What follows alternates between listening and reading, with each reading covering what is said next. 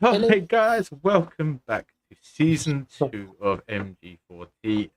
This season we are going to be asking you the question: do you want to be a DM? We are going to be trying to teach how to start off becoming a DM and work through any anxieties towards running games, that sort of thing. So have a brief look at what's involved. But yeah, I'm joined once again by my very prestigious host, Mr. Nightbeard. Hello. And Mr. Liggett. Hello there. Good to be back. Yeah, so it feels like a hot minute since we finished last season. How you guys been? What you been up to? Killing playable characters with assassins on games, causing PTSD and just generally upsetting the players. Yeah, something like that. What about you, Mr. Liggett? How's things been in your corner? Everything's been great. I had a little bit of a break from D&D actually, so I'm back with some fresh hunger for D&D knowledge, which is perfect. Aim That's of what this, I'm gonna learn here, right? Our aim for this season is to get Luger to finish off becoming a DM. So we're going to try and set him. I know you do a lot of in real life DMing, but we want to get you online. We get you running games with Mythic Guilds. So heck yeah. The big question we need to ask or answer in this this episode is: what the hell is a DM? What is Dungeon Master? And I don't want to know about the other kind of Dungeon Master, in your basement, few chains, that sort of thing. So I just want to have a look at what do you guys feel a DM is? What's a DM to you? Who's going first? Go on, Luger. Well, Mr. sure, non-DM. Yeah, you from a player stance. Well, from both. I mean, I do DM in real life quite a bit, but anyway. Not understood. No, well, you guys are not in real life, but so basically, you're the narrator. You are the one describing the world, and you inhabit the world. Like, you make the game. You control all of the environment, all of the creatures and critters, and push the story along. And you're a storyteller basically, and the best one there will ever be. The puppet master holding them strings. What about you as a seasoned DM? I think how long you've been running games for now? But maybe just about a year. It's about a year. Yeah, that's probably, I think it's June will be a year, something like that. I think I've just hit a year of playing D&D. That's my extent. But yeah, I think I've probably run. Congratulations! Happy birthday! Yeah, happy D&D birthday. Thank you. I've probably run. I don't know. Geez, I should actually go and count. Probably over. Probably around about 200 games. I'd reckon, at least. Yeah, I mean, so some days I ran 2 or 3. So you've got a good idea of what's. So I think for me, yeah, a DM's a storyteller, but I think a DM is more of a guide. Like don't let like I've got this view of like this this TP and the guy smoking peyote and this guide like helping him through. That's pretty much what a DM is. It's like this. You're getting your players high and seeing stuff. Yeah. So you're getting them all to enjoy this collective trip, and you're controlling a whole bunch of different scenes, and you're controlling monsters and NPCs and a whole bunch of different things. But at the end of the day, you're there to help the players have a good time. Yeah. And hopefully, as a DM, you also have a good time. Because that's why we're there. We also want to play. Yeah, I mean to add to that, and I think a lot of a lot of people go into running games thinking it's me versus the players, but it's not that really. You're there to just. But apart from this for the Nightboot game, he is out to get you. He will try and kill you. Oh, come on! No, that's not the truth.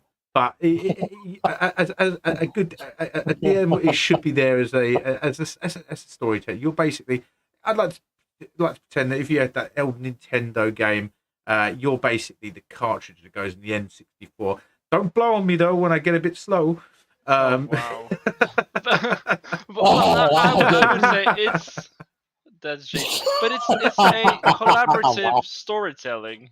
So That's collaborative storytelling, and you are the narrator, basically. A narrator guide. Yeah.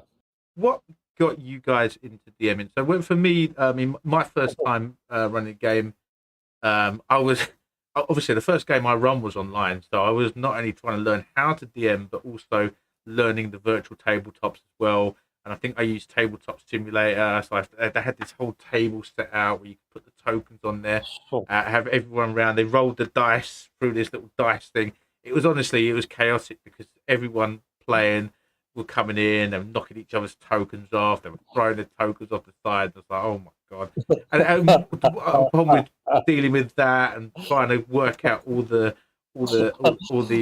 numbers and the health of all the enemy. Honestly, if you're gonna start off small. Don't try and run straight into a campaign. Is probably my bit of advice. What about yourself? I mean, what was your first experience DMing like? Let's say to Nightbeard.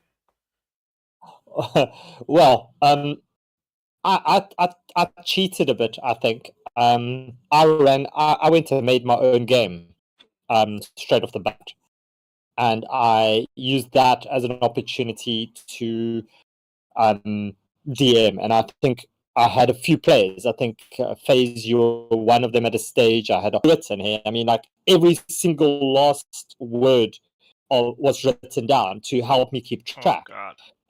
No, like seriously, like it was like a movie script with like change scene to this, and this is what you roll, and if this is what happens, this is what happens, and all these kinds of things, and get lost. Yeah, it was absolutely trying to make sense of the world of DMing, coming in as somebody who'd played before that maybe 15 or 20 games at very low levels, if it was that much.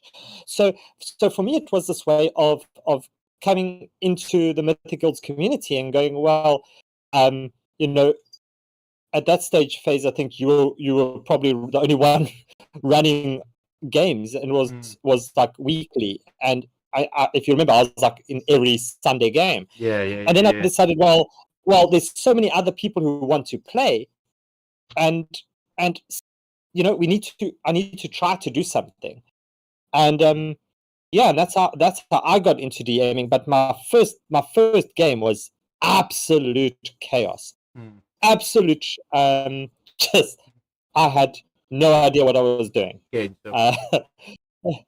Yeah. What about you, Mr. That was so much fun, though. What about you, Luger? So I play. There's a role-playing club in the town I live, where they play all kinds of role-playing board games, and I was playing a lot of D&D there, both in one-shots and in campaigns, but as a player. And then there was a group of teens who were playing with a DM, and the DM got sick. So instead of them canceling their session, they were just asking around, like, "Hey, could anybody just do a random one shot or something for these guys?" And I was like, "Sure, I'll step up to the plate. What could go wrong?" And like you said, absolute shit show, but it was a fun shit show. It teaches you to swim very quickly. Yeah, you think adults can be like brutal and say horrible curse words and whatnot? Oh no. Teens with very good imaginations. Holy crap! Listen, I got to hear things I would never have imagined I would hear, but it was fun. Have you played with preteens? Like my son? They were. He's got an interesting imagination. Yeah. Oh yeah. But yeah, so that was a lot of fun, and they all had a great time. I had a great time, and they were like, "You want to do this again sometime?" I was like, "You know what? Sure." And then it evolved into me writing a campaign, and then we ran that for, I want to say, like a year and a half, and then we took like a break from it, and then we revived it, but with new characters, like in a 10-year gap. So it was the same setting, but 10-year gap between the events of the old. So it's same world, but new stories to tell. And yeah, so now I'm running that one again. And I've run several other things between, but I think yeah, I think on the flip basically, side of yeah. that as well is that if you do find especially with me when I first started running one shots, I because obviously you set them up on the virtual tabletop if you're doing it online, that you can rerun the same one, and sometimes it's best to maybe run a game and then run it again and run it again. And it gives you more confidence to deal with things that come up because you're already very aware of what the story is. So it gives you a chance to really start experimenting with thinking on your feet because your players will throw things at you that you will need to adapt to or just think about something as some sort of the worst thing is obviously having players that will just go on like murder sprees. It's like, how do you deal with problem players? But we will tackle all that. Yeah, we don't want to get too far ahead of ourselves. But well, practice makes perfect, like you're saying. So yeah, you're or you have a player like FaZe who just doesn't do anything which you think would happen. So who doesn't kill a single thing and just seduces his way through a whole assassination plot. Who? That was you, bro. Who would do something like that? Completely messes up the whole. I was playing a bard. I was playing a bard. You do. When you do play the role of the DM, when you do go back into being a player, you do find yourself being a little bit more troublesome. Almost to throw back what you've got to deal with back at another DM. Like, I'm going to get them back now. But yeah, so I'd say a referee is a good way of saying that a DM is. You're not there as a you're against player. You're more of a this is what's happening. You're setting up the fights, how much health they've got. But yeah, you're not there to outwardly go against players, especially as well if you're doing a you're looking at the narrative as well. So if you're doing a bit of role playing, you've got the guards and the players are trying to, if players walk into a situation which could essentially be hostile, you don't have to make it hostile. If they want to negotiate with these enemies, then you can always have a little chat with them, see how that goes before running straight in. So as a DM, you can decide whether you want a situation to be a dangerous one for the players, or potentially something they can have fun with and role play with. So I think it's a responsibility of the DM to have those both those scenarios in the back of their minds before launching into just fight, and you've got to balance two as well. But yeah, you've got. Give me an idea as how would you start with being DM? What's your first thing you do? I know that Luke, yeah.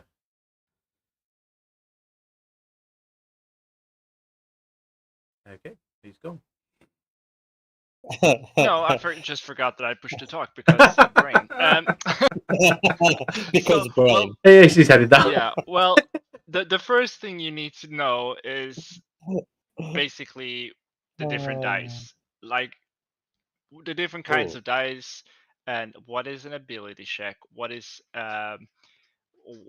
AC mean, what like basic, just the basics. You don't have to like read the whole whatever, but Unless you're watch Luger. a game. Yeah, like read the basic free rules a little bit in each chapter, and watch a game or two, because if you don't know at all what it is, it's going to be really difficult to DM. But there's plenty of videos everywhere of whatnot. But like, just watch a little bit, and then you'll get the hang of it, and then you can sort of get into it. But just reading and not really knowing how it works is kind of difficult. But yeah, just get a little bit of knowledge and then learn on the way, like Face here did. Just jump. Every day's a learning day. See where you land. I created a server and I needed a DM, and the only person to DM was me. Like, yeah, but most people are just too afraid to get started. Like, I think that's what's holding most people back. I think people don't be afraid. Just go for it. People put a lot of emphasis on this whole world building thing. I think sometimes just start small. Like one of our other DMs in the channel, he does an arena, which means every week he doesn't have to build a world. It's every week you come back and you fight some progressively harder beasts in the arena. It's a very simple idea, but it's a very effective idea because it's helped him to build the confidence into running games. And really ease into it without having to think about too much about what's going to happen next after this. You have another round, and that's a really good way of starting out. What about yourself, Mr. Nybit? Yeah, I think at the start there's a lot of good, if I can call it that, to come from railroading a one shot at the start. So when you're learning to DM, I think the very first thing to start is to make it clear to everybody that you are here to learn to DM. This is one of your first games, etc., etc. Don't expect it to be flawless. Flawless. I mean, you're going to get prodded and poked, and if there's FaZe or Nightbeard playing in your games, we are going to make it something completely. Goddamn right, we will. but all of that being said, I think as you said, Luger, it's there's a lot of emphasis and a lot of expectation. I think that new DMs have to think that I need to know every rule. I need to know every spell. And the longer I've gotten to DM, the more I've realized that, there's a quick reference. I'm expecting the player to tell me how the spell works. They should know. I'm not going to know how it works. So it's going to be like, FaZe, you casting freaking nuclear fairies. I keep wanting to call it nuclear fairies now. Spirit Guardians. Yeah. You're going to call Spirit Guardians. So what's the role? What's the DC? What do I have to do? What's your damage? You need to tell me that. Exactly. And I think as a early on DM, you put a lot of pressure on yourself to think that I need to know those things offhand, which you don't. You've got to put a lot of responsibility on the players. Yeah. That's what I said earlier with the collaboration. Like, you're collaborating in this storytelling. You don't need to know everything. The players don't need to know everything, but they know their character. You know your world, and together you're helping each other to create whatever story or whatever combat, whatever fight is happening. Yeah, that's perfect. So my first game, I railroaded completely. I was like, I took the advice from what happened in your games phase, and I was like, hell no. So I just put everybody on a boat. I said, you're on a boat. You can't go anywhere. There's 4 rooms that you can literally go into. That but is my character can fly. No, but my character can fly. Well, there's a storm and you get blown into the sail and you fall down and freaking hell, something happens. But my player's a druid. My player's a druid. I'm going to become a dolphin. You haven't seen a dolphin. Yeah, exactly. Like, where have you seen a dolphin? And plus you're level 1. You can't shapeshift. And that's the other thing is don't start your games too high. I mean, the temptation is always there to have a level 10 one shot because there's all these spell options, but start it low. Start at level 1, level 2. Maybe if you're adventurous, you can go maybe level 3. bring in a little bit of dynamic play, but try to simplify the first few games. And your table, your players, they're going to appreciate that approach much more because, the nicer they are to the DM, the more games they're going to be able to play at the end of the day. And I think, obviously, for us, I mean, we speak from a very what's the word I'm looking for? A specific game running. I have only ever run games online using the computer. So I had the tabletop do the dice rolls for me. It's going to be a lot different on let's say a face-to-face one. So Lugo will probably have more to say on this one. But obviously, as a DM, I mean, for me, I have a lot of maps that are very descriptive, so I don't have to say too much. But when you're playing, and I don't want to rule out like the table play because obviously that's a massive part of D&D, getting together with friends, getting together face to face. As a DM, you're the one that's going to be creating the setting. You need to be talking about where you are. If you're in a village that's got a creepy old mill, or you're in a dungeon and you can see the droplets from water on a stalagmite, or spider webs in the corners. How much emphasis would you say that is important for a first time DM, or would you say that's something you'd ease into the more you do it, Lugo? I think, yeah. Theatre of the mind is very important, especially if you've not the more got you it. do it, the more you use it. Some people have a really vivid imagination, and they are very quick on the spot to just think of a scene or an event that happens in a scene or an interaction off the top of their head, just like while they're describing a scene, like, oh, a mist comes in or a butterfly catches your attention, and as you turn around you see blah blah blah, whatever. Like, some people are really great at that, and some are not at all. Some are very short in the descriptions and don't really go into extra detail. And it doesn't matter walk into a which one barn. you are. Yeah, it doesn't matter which one you are. Just lead into what you are comfortable with and what you are good at. And it doesn't really matter because it's gonna be great either way. It's just different styles of telling a story. And I don't think either is right or wrong. And like you say, like you do a lot of online things, it's easier to pull out a map and have like a visual thing, as in real life it's more about describing, or theater of mind as you would say, where you describe the scene in a lot more detail. And both work really great. It just, like, it depends on what you like and what you feel the most comfortable with. I've played so many games and DM'd in both versions, and I think, yeah, for different tables, one is better than the other, depending on what the players like. But yeah, I think, yeah, do what you'd like, do what you feel comfortable with, and it's gonna draw in the rest of the people as well. Let's take a little look at things that would differentiate the player from the DM. So I'd say player versus DM responsibilities. So we're looking at what would clarify the expectations for a beginner DM. So, I mean, I feel personally, obviously, the player's responsibility is to control their character. They make their choices for that particular character. So they are looking at basically a separate entity. So the DM, its responsibility is. So, for example, the players focus on what they're going to do, what their rogue does, for example, and DM's responsibility is how they negotiate that action within their game that they're trying to play.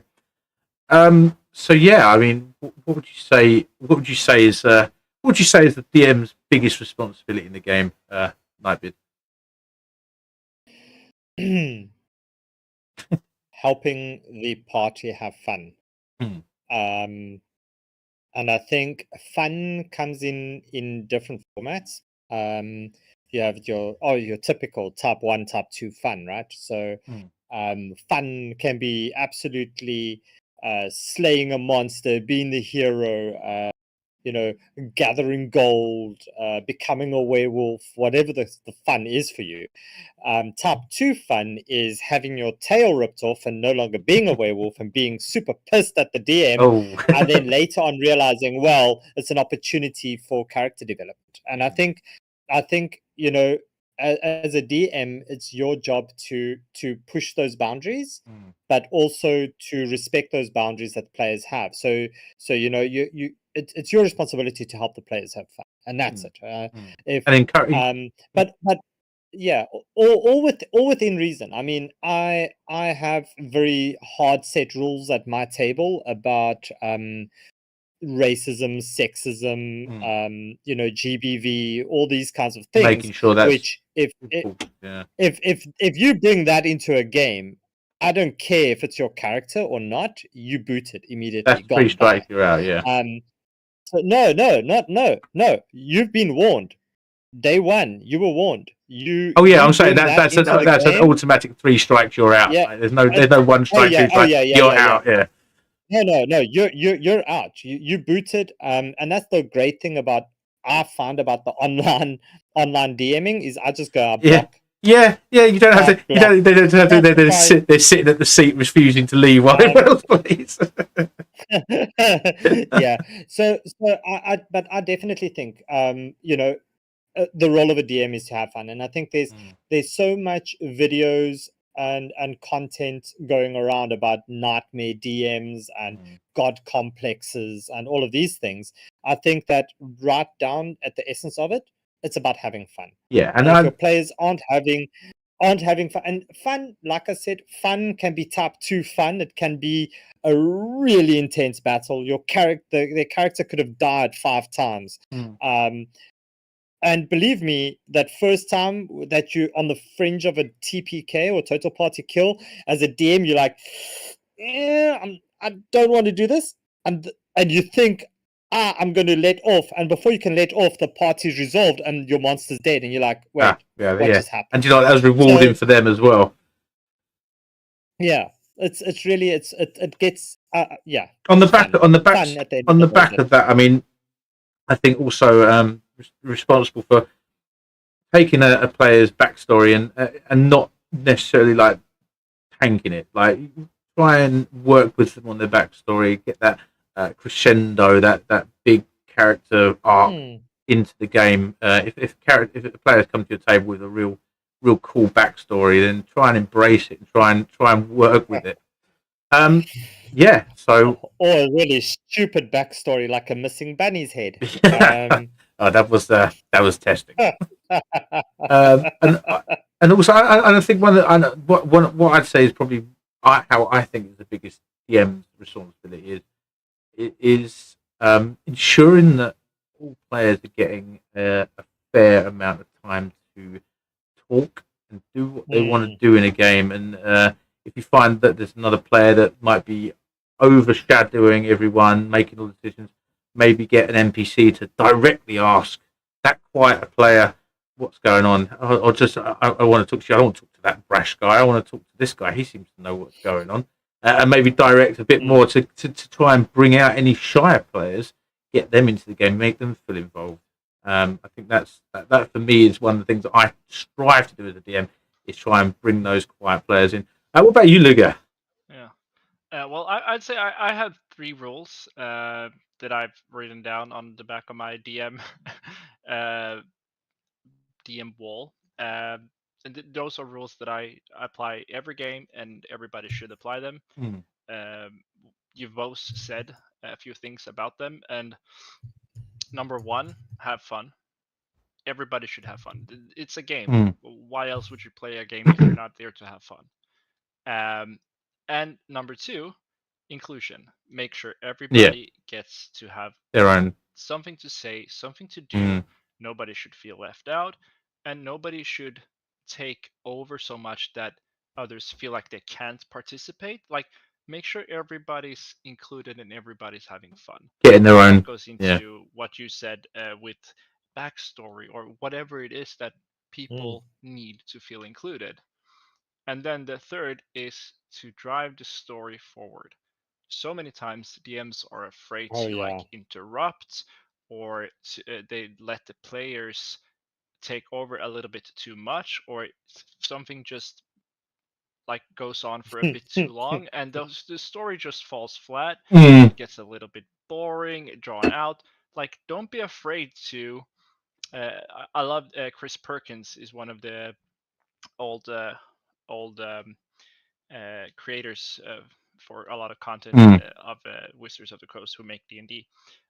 He says, so when players are arguing or like they can't really figure out what to do, he just says, the next morning as you're walking to town, you've you purchased some carrots and you fed them to your horse. Now, where are you going? Like he just picks, like in a movie, like the scene shifts, and you're like, you skip to the next one. It could be a day ahead or a week ahead or just a few hours, but like that part of the scene is now over. Don't drag it out for too long. Just keep the story going, and everybody's gonna have so much more fun, and it's gonna feel more fluid. Yeah, definitely. I love that approach though. As you said, so it's challenging at times to do that, but as a DM, embracing that really makes the game flow a lot easier. Yeah, no, I agree with that. I mean, one example is I was playing in a game, and these teams, they were really fun, but they can, like, everybody can just like paint yourself into a corner, and you're like stuck, and they're like, oh, what do we pick? Oh shit, this quest, he said that we could get 12 gold if we do this side quest, and 15 if we do this, and they were arguing for 15 minutes what to do. And I said, roll a dice and we'll go with wherever you say. Yeah. Doesn't matter, like, let's keep going. And they were like, oh, we don't know. I'm like, okay, well, this NPC walks into the room and he says, you know what? Another party picked up that offer, so you can't have that one. Yeah, that's a good. Okay, well, that was now off the table. Now we're getting somewhere. Like, just don't drag it out for too long, because the two people who were arguing what to do, they were involved, and the others who were just like rolling their eyes and waiting, like, can we have fun as well? Like, yeah, you need to have fun. Let's keep this going. And that doesn't happen very often, but when it does, don't be afraid to interrupt or to help them, push them along. Try and so what are you doing, guys? Everyone's like to stand around the tavern, just ordering that 7th beer. Like, so what do you want to do? Okay, let's have a quick. What's the party doing? Let's have a talk about. And I mean, obviously, I want to get a little horror stories moment out there. So, the worst possible scenario that you could face. I mean, I will say one for me was I was running a one shot, and one of the players was, his backstory was that he really hated red wizards. The sheer thought of them would send him over, and he was drinking that night as well as the Sunday one shot, and the more drunk he got, the more progressively unhinged his character got. The point that they were in a wooden house and on the 4th story, and he found a red wizard robe in the wardrobe, and as they were all exploring other rooms, decided to set light to that robe, which consequently caught light to the whole floor of wood. How do you deal with things like that when the party's all trying to get on? You've got one player that's really committed to their storyline, does not care about working with the team. How do you try and bring that back around? How do you deal with that? The red wizard was still there, right? No, well, basically, what happened was the red wizard had died, but they'd sent a scout there. It was just the robe was there. The red wizard was alive, but it possessed a NPC that had gone to expel the area. And they were at the top, and he basically saw them because they thought that they were still that red wizard. So he was just like, as soon as he saw it, like he wanted to kill that NPC, and it would have, and the rest of the people had to literally, the other players were restrained and tied him up to stop him. It was an absolute crazy situation. But have you guys got any similar stories? You're the narrator. You're the storyteller. You can control the environment. You can stop a player in their tracks at any moment. Nobody can stop you from saying that the guards heard you scream and shout, and all of a sudden there's 15 guards restraining this. But this was an abandoned observatory. There was no one there other than ghosts and spirits. So Unfortunately, it was. Then a ghost could come in and possess whatever it is and control the fire and attack him, stop him. Like it could go. Have you seen the 1,000 ways. stat block? Have you seen the stat block for a shadow? That thing is vicious. So a few shadows reach up through the floor and grab you by the bootlaces. Yeah. Roll me your saving throws, and suddenly the strength is drained from a +4 till -5, and you're screwed, bro. Like you getting tied up with dental floss. You're not getting out of it. Have you ever had any horror stories like that? You could. Yeah. I've had a player enjoy a drink too much.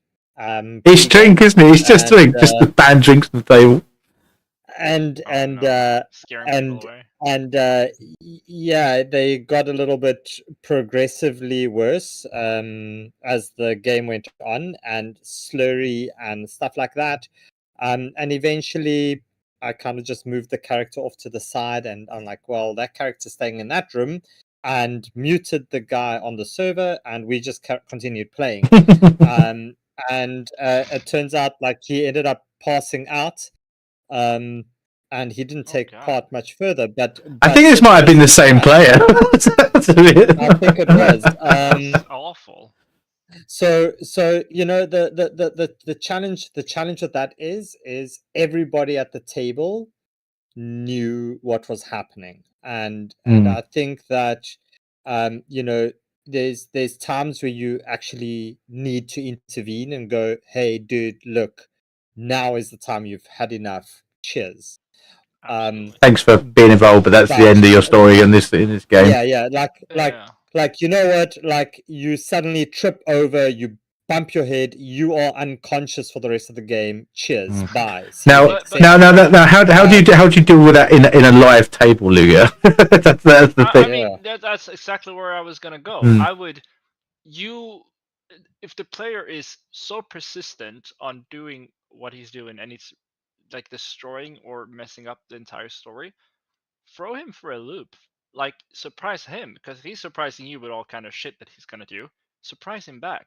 He's going into an absolute shitstorm rage at this thing. Just say that in his head he hears a voice saying, yes, your anger, you're so mad, do it. Anger. Like, he's gonna be like, yeah, he's like, do it more, kill him. Like, hey, what's that voice? Where's that coming from? Who is that? And just one sentence like that is gonna make him second guess. He's like, oh, and then you're gonna say, the angrier you get, the more you hear this voice, and it's starting to consume you. The anger makes you tired. The anger is starting to make your skin boil. You take 4 fire damage. It's gonna be like, wait, what the hell's going on? And then you don't have to explain more. He's gonna have to find out more, and then you can be like, every time he goes into a rage, he's starting to feel his blood boil again, and just for the next session, think about a reason for what could be happening. You get -2 on all your ability checks. Yeah, and you could just say that for whatever reason, but he hates red wizards. Well, he's obviously interacted with them before. You could say that one of them has cursed him, or being in this place or attacking this robe, it was enchanted, and by attacking it, the curse had spread to you, or whatever it is, and you're gonna keep that player controlled, but also he's gonna be having a new mission, a new goal to find out what the hell's going on and to get rid of this whatever it is. I mean, there's a lot of different ways to do it without punishing them for going like, instead of saying like, oh, you can't play anymore, or you need to get out of here. Give them repercussions rather than yeah, exactly. Just like, it's part of the story. You're pushing the story along, right? Well, let's quickly look at why you should DM. Is it rewarding? For me, I would say yeah. I've played games, and what works for me is I come back to a game that I've been running and ask for a recap from the players, and if they can give me a great recap, it means that it stuck with them. You know, the game stuck with them. It was memorable.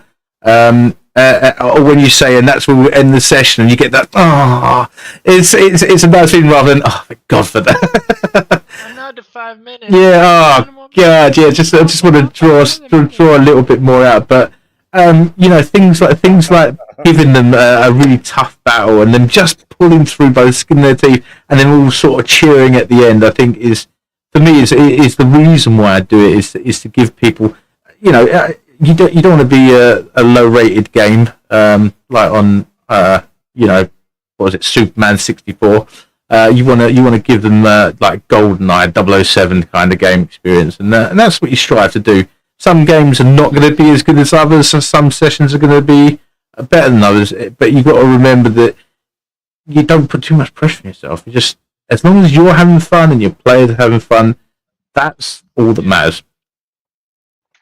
And sometimes you don't know when the players are gonna have fun and what they're gonna have fun. Oh yeah. My players, they spent 3.5 hours just shopping. And I was like, so you wanna get going? Like the sun's about to go down. Can I craft this dragon scale shield? Or this dragon scale I got? No. Can we make it to the other side of town before they close so we can go into this shop? Like, you know what? Sure you can. And then 3 hours later, they're still shopping. I'm like, the shopkeeper's like, I want to go home to my wife. Combat this, yeah, I'm like, sorry, there was no combat this session. There was no like story development, and they were all like, no, this was so much fun. I'm like, sure, okay, fuck yeah. Then I had to do minimal work. They were doing everything, and but they were having really fun, and I was like, that's all that matters. Let's go. Yeah, that's definitely that happened in my game. The whole entire session of my homebrew they spent shopping. It was ridiculous, but they had a blast, and I really like what you said, Luca. Is you don't know what the party is going to enjoy. One session they'll enjoy is like super combat. The next one shopping. You can't tell. Variety is important. That's fun. Yeah. I mean, even if as long as you're as a DM, as long as you're enthusiastic and you're fair to the player as well. If you make it an unbalanced game where you're just killing them off, no, bid. Sometimes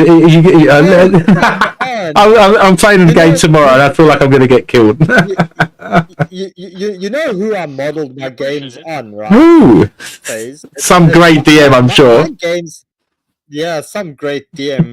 Definitely no ego. Hey, I mean, freaking hell.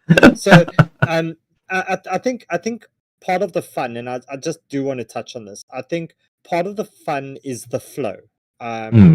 And I think that's something that we might get into in a later episode, but the way the game flows is extremely important.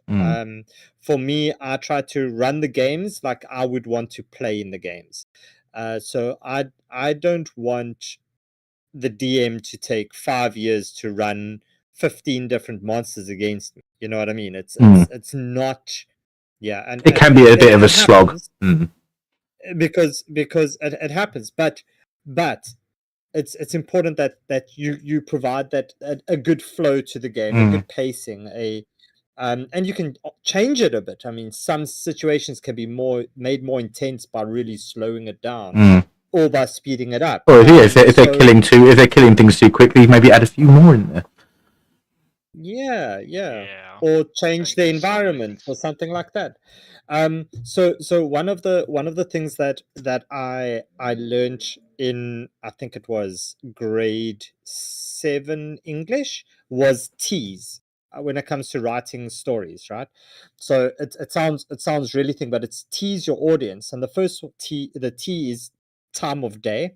So give a time of day when you're doing something, right? And this is all things that you can alter. The second one is environment. Then it becomes your activity. So something is happening. What's happening? What action is happening?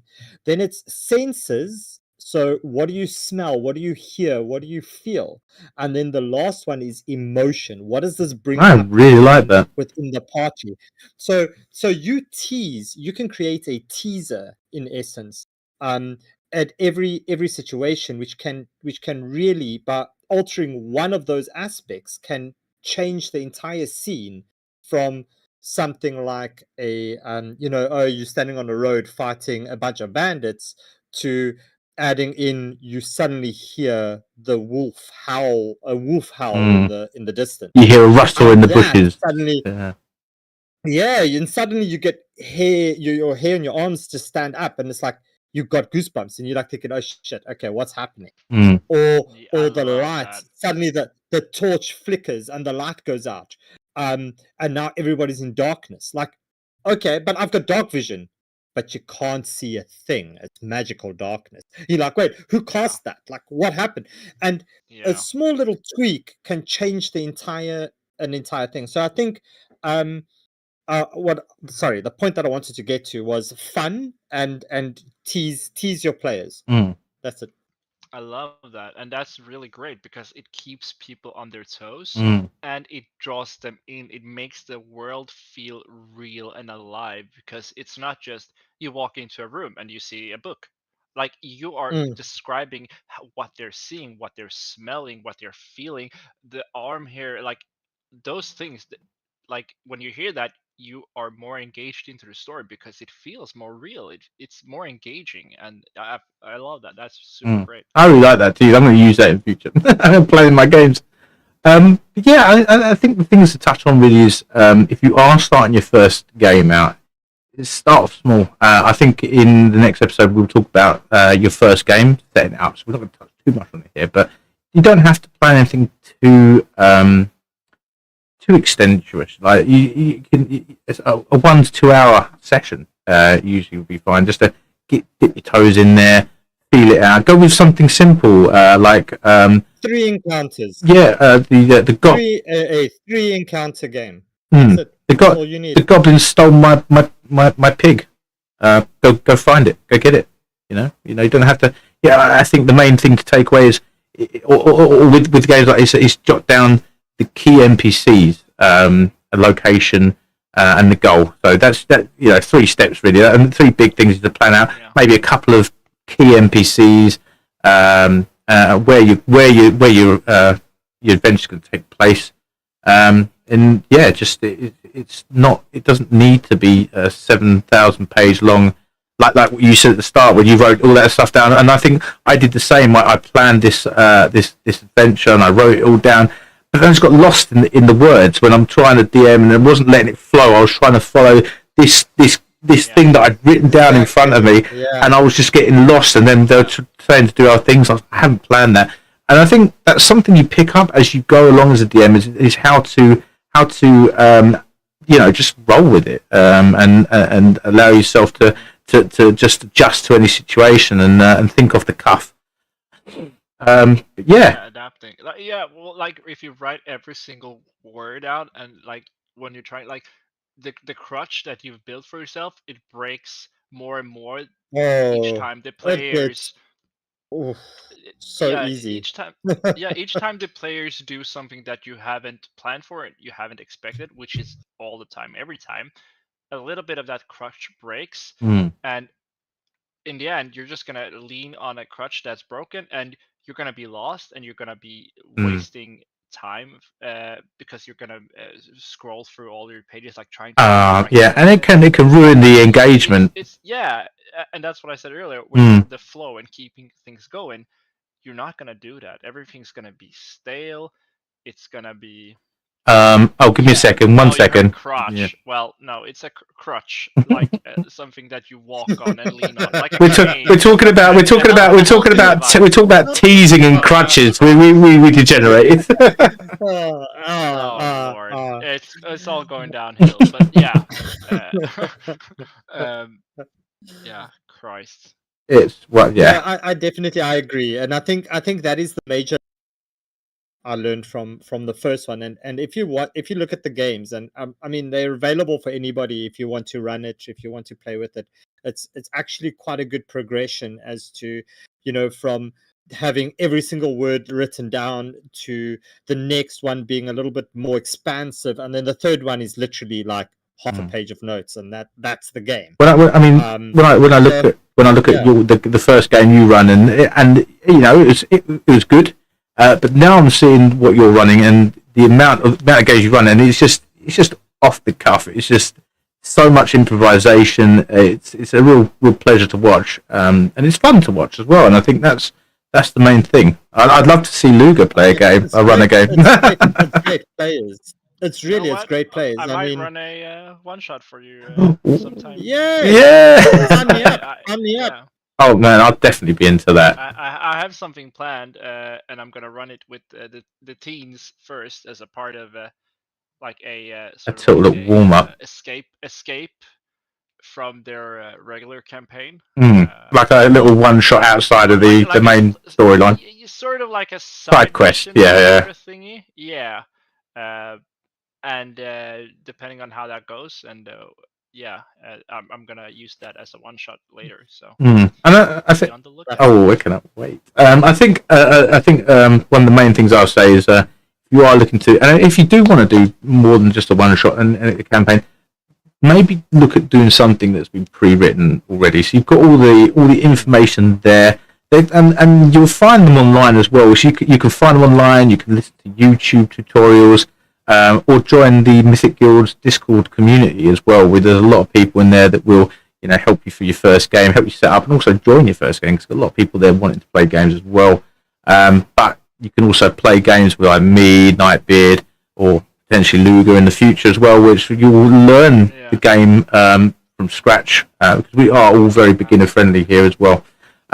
So I would say, To add to that, just to add to that real quick.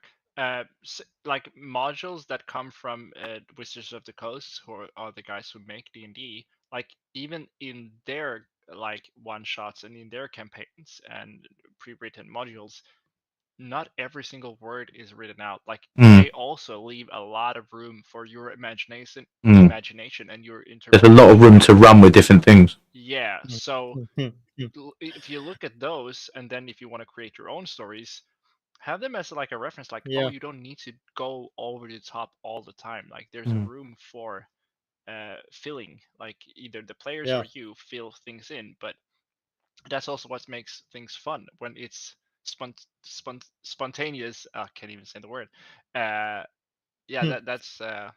what really makes it all really come together and fun and feel alive. I think the main tips to take away from this. So I'd say there are 5 tips that we want to really sort of put home here. So is start small. Don't have to run something massive. Just start small. Start with a simple plot. Prep lightly. Don't write down mountains and mountains at night. Start on a boat. Yeah, start a boat. There's no escape for a boat. It's the implication. You can lean on your players. So do ask them, describe your actions. What does that spell do?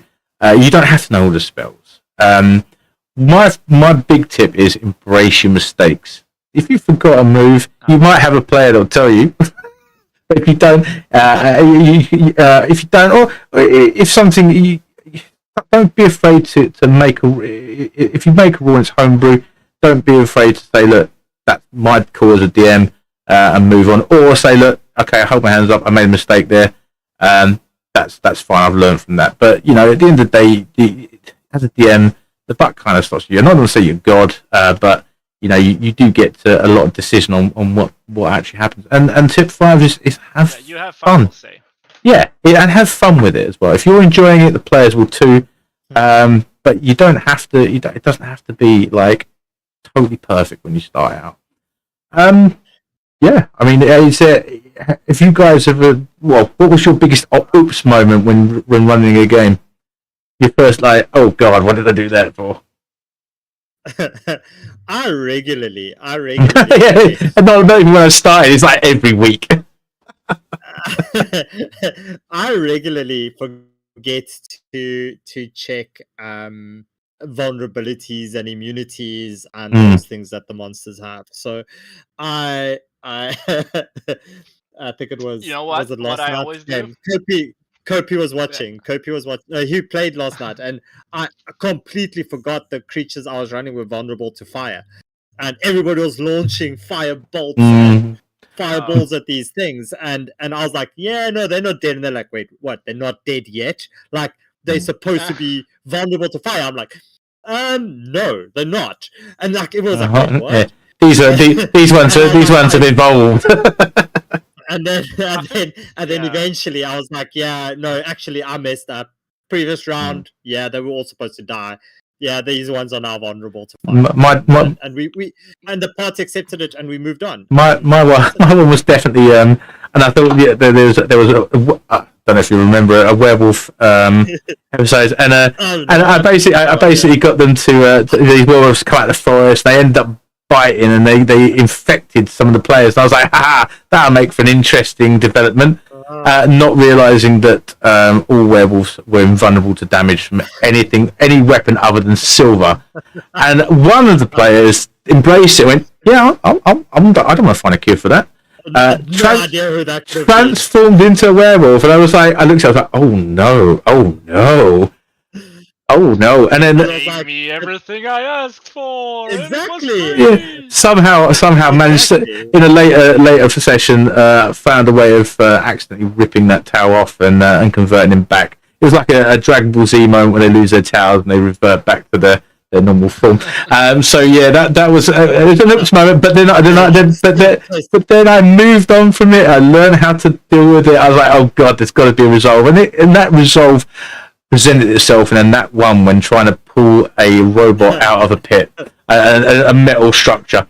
So if you do make a mistake, don't worry, you can rectify it. You're the DM, you can do whatever you want. What about you, Luca? Yeah, I know you are. I mean, it's so hard to just think of one because I've done millions, and so have you guys. Every DM has. That's also part of the whole thing of learning and going forward with DMing is you are going to make mistakes, and sometimes they're not going to be so much fun, and sometimes they are. I had completely forgotten. I had two NPCs, and they were talking to each other, and I had described one of them, and as they were walking along, I forgot what I had said, and I said something else. They were like, "Oh, who's this third guy?" Because I was describing. I'm like, I don't know, and I just had to like on the spot think of a new person in this thing where they had already been having a conversation for like 30 minutes. I was like, how the fuck do I fill this in? So I just made it up, like just some really crazy character. I was like, okay, well, this wasn't supposed to be. Let's just go crazy with it. And it was like some like little goblinoid with like one tooth, and just he as soon as he started leading, he farted a little bit, and everybody was like, oh, we gotta help this guy. He's poor old guy. He's gotta. And now they had a whole different like plot to do. Just get this guy to like an old nursing home, and I was just like, okay, I guess I dodged a bullet or something. I was just spewing shit. Like, yeah. I would say any. I felt myself being like, oh no, what did I say? What did I not say? Why? I was saying. I think one of the things as well. I just want to add on to the back of that is any key things that happen in a game. Make sure you make a note of it, because your players remember. I forgot that I'd given them a quest to find or prove the existence of unicorns, and one of them was like, "Well, we've got to go to this place and get this bit of wood." And because I'd sort of rolled with that narrative outside of the spec of the game. I completely forgot. I was like, "Oh yes, no, of course, that's what we're doing this session." So make notes of the key things that do happen that you do need to take with you to the next session.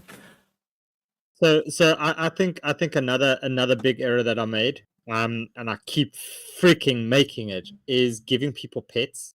Yeah. So that is a mistake. So don't let them have any pets. Don't let them have pets. No, but don't. But what I was thinking just now about what you said with the vulnerabilities, immunities, and whatnot, what I find really odd in like in the creature stat box is that it's not just directly where the HP is. Why is it not directly there? Then you would see it every time you look at the HP. So when I DM in real life, like I don't have these pre-written things, or when you roll it, it does it automatically. Right, like, yeah, I use Post-it notes, and then so it's easy. Yeah, because it's easier to like write and like erase how much HP they have left. And on that, I also write immunities, vulnerabilities. So every time I go to like take away some of their HP, or if they heal, like, oh, it's right there. So I always see it as I'm writing. So it's right there, just above. I mean, just below the HP. No, it's dope. I mean, to take away from this, so DMs, to sum it up, we are the storytellers. We're the referees, we're the world builders. It's different from playing, but it is rewarding. You don't need to be an expert, but you just need that little spark of creativity and a willingness to try. Thank you so much, guys. I'm going to finish there. We will have a look at Luger's final fall. If he remembers, this is good. We're going to continue this thing. yeah. You just don't be afraid of your own insecurities. It's scary in the beginning, but it's so much fun. It's so rewarding. Just jump out of the airplane and do it. Just get out there. Next week, we're going to cover running your first game, step-by-step tips to get started. So yeah, please do run into that. We'll look into both doing it online and face-to-face. Luger will be taking the face-to-face questions. Thank you once again for joining in to Season 2. This will teach you how to be a DM. Please do join and have a look at the Discord as well. They've got a lot of guys in there willing to help start you off. That's just look for Mythic Guilds in the Discord directory. I've been your host, FaZe. It's been a pleasure. We're so happy to be back for Season 2. Yeah, please say goodbye. Thanks for having us back. It's so fun. Oh, you're back for your website. Your contract's been extended for one more season. We'll see how it goes at the end. Woo, woo. Get the dollars. Thanks very much, guys. Wait, you're getting dollars? You're getting paid for this? Right, end the stream. Cut the stream. I wasn't supposed to say that out loud. God damn it. Thank you. See, I knew I'd make a mistake. That's part of the learn from them, though. That's what we take away from this episode. And now you gotta go with it. Thanks very much, guys, and I'll catch you up next week. And let's teach guys how to set up their first game. Can't wait. Thanks very much for listening, guys, and we'll see you next week. Bye. Bye.